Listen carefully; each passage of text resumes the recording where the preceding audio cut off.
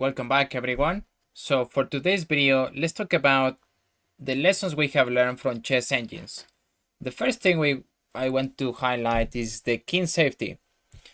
In this position, I'm actually playing white and it looks scary for me. I was thinking probably the valuation is -3 or -4. The king is in trouble because intuitively I can see this sacrifice coming, the bishop taking this pawn. The knight is covering this square, so they may even have ideas of taking this pawn. And now it's scary. It's scary to play for white. Now I'm gonna turn on the engine. The engine is saying, "Oh no, you're completely fine, and you actually had an advantage. It's completely winning for white. You just have to play queen c4." So yeah, that is baffling to me. Now I didn't find that move in the game. I took this pawn and they still went for the sacrifice. And the computer is saying, "Oh, you're not even losing. The game is actually a draw now." So this is just, I cannot even evaluate this, right? But yeah, it's saying, okay, it doesn't really matter how much king safety or the intuition, like intuitively, it looks bad for white, but objectively, you have ways to draw this game because now you have this check. So okay, this happened in the game. Bishop takes on g3. Now they took with check. But how do you punish this with black? There is no mate. There is no mate. So I just move my king. And now, yeah, as you can see in the eval bar, this is a draw. This is a dead draw. And my opponent gives a check. And they can keep repeating, right, this check. So the rook takes. Okay, another check. I move my king, and rook goes here, and this is a blunder, and they realize it after I give a check here. This is mate in 2. So yeah, I was like, wow, this is incredible, right? The king safety is not as important if you have resources, if you have piece activity.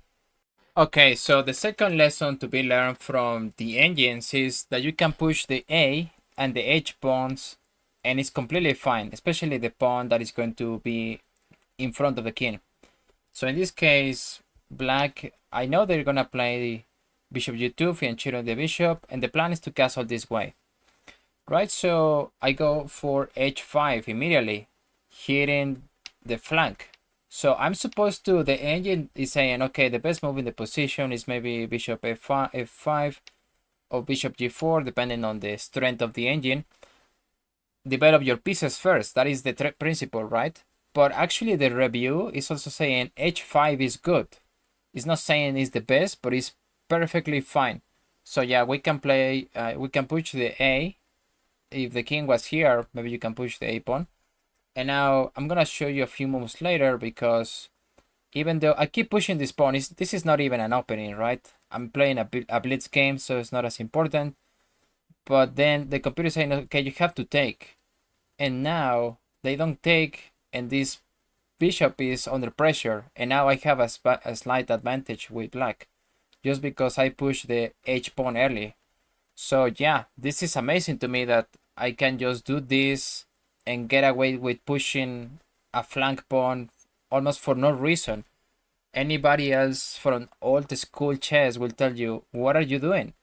And now, as you might have seen, one of the ideas might be also, oh, okay, let's just push a pawn. In this case, makes sense. I'm disrupting this pawn structure. But yeah, it will be one of the earliest ideas. Not develop pieces. Do not develop the bishop. Don't develop the knight. It's saying, okay, yeah, push a pawn. Okay, which is just crazy. Okay, so I'm gonna show you a position that doesn't really work for white, but it will be just one difference between a human move and an engine move. Okay, so the natural square for this bishop might be bishop e3 or bishop g5, right?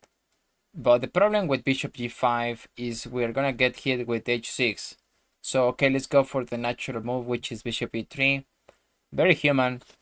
Now, let's say black castles. Okay, we take this knight, takes, and instead of taking with the bishop, I think that's the normal move. Let's assume we take back with the queen. There is a problem with this one because now they can play knight to g4 and we are in trouble, right? So, okay, let's say we take the knight and we lose the queen. Yeah, that's gonna be bad. And this is a losing position for white. I'm going to show you here the valuation bar is saying it's completely winning for black, 1.88 of advantage. Okay, so I'm gonna go back to the line. So what if we play bishop g5? Okay, they're gonna play h6. What is the difference? Is there a difference in the position if we have this pawn on h6 instead of h7? It's a huge difference. So we're gonna go for basically the same line except the pawn is on h6. All right, so bishop e3, okay, it's the same move, castle.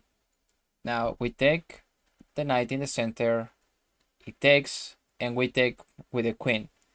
And now the computer is saying, before in the line I showed you previously, it was an inaccuracy. Now it's a great move. Knight to g4, and now we take, and this is supposed to be a brilliancy. Okay, well, bishop takes on d4, we take on d4, and let's say they go king h7. That doesn't really matter now, but now the computer evaluation is saying, oh, white has a lot of slight advantage, not a lot, but it's 0.86 of advantage for white. White, because this is now a target.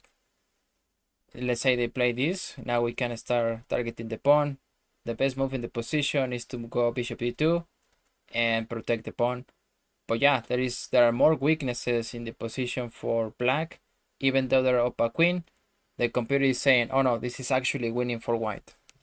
Okay, while teaching one of my students, his opponent always plays the modern defense, and my student likes to play the Scotch. So there is always this move. His opponent always plays bishop g4, and the computer kept saying, this is an inaccuracy. Okay, how do we punish this? We have learned with the engine that there is always to punish even the slight mistakes, even the slight inaccuracies. So the problem now, here we can play e5, right? We can play e5, and you're gonna see why. There is a difference of putting here e4 and e5. We have to start with this move. Now, the best move in the computer, according to the computer, is just to take the pawn. Okay, now we can sack the bishop. It's not really a sacrifice. They will have to move, and now you have just won a clean pawn. No, they will. Let's say they take, right? They take, which is also really human, really normal. Now you can win back the pawn, right? So if the pawn was on e4, you wouldn't be able to do that. Now we give a check. They will have to move again, and now we have just won a piece, just free. So yeah, there is always a way to punish the slight mistakes. And yeah, I was like, no, if your opponent is playing bishop g4, you have to play e5, especially because he's always going in this order. He hasn't castled yet. So always look for this type of mistakes. King safety, right? King safety. But in this case, his king is on castle. So yeah, we can punish this by finding this combination. Now with computers, we have learned that any opening today is playable. Doesn't mean that humans, especially you watching, if you are under 2000, probably you shouldn't play this type of openings. Side openings like b3 or probably g3. Those are playable if you know what you're doing, you have memorized the move. And the engine is incredibly good at defending any position, so you can play pretty much any opening today. Doesn't mean you have to play it, right? Let me show you here the moves where we're gonna get b3, e5, okay, and then black is gonna get some control in the center, the two pawns. And now we're gonna have to remember these moves if we're playing white. b5, bishop e5, bishop d6. So, and it comes very easy to play for black. Okay, they're giving a check in move 4, so it's a bit worrying. And now g3, queen e7. Okay, let's say they also develop the knight. They develop the bishop here. So it's less practical to move for white. And the computer thinks, oh yeah, this is completely fine. Black actually just has an advantage of 0.27. Nothing to worry about here. You can defend this position. Yeah, the engine can defend it. Can you defend this position? That's a different story. So you have to find moves that are openings that are easy to play. But yeah, computer is saying everything is playable. Don't worry about it. All right, the next thing we have learned from engines is the willingness to sacrifice pieces to get piece activity. In this game, black is going to play d5. It just looks like we're hanging a pawn. What is happening in this position? Okay, and now queen d6. I'm still confused. I don't see why queen d6, right? You're gonna see it now in one move. Now, the best move is going to be rook h1, probably rerunning the rook, I don't know. And then rook takes on d5, okay, just sacking the rook. And as I always say, okay, alignment of the pieces, right? But I didn't even see that when the move started. So if you say d5, what are we doing here? I didn't know the whole point of that was to put the queen here, sack the rook, and take this one. So this is just crazy to me. Okay, after this, we're completely winning with black. And yeah, this is what the engine can do. They can think ahead 5, 6, probably 20 million moves ahead. And we might not have this capacity, but we can still learn from this calculation. Alright guys, join the channel for exclusive content, only $1. I will see you on the next one, and take care. See ya.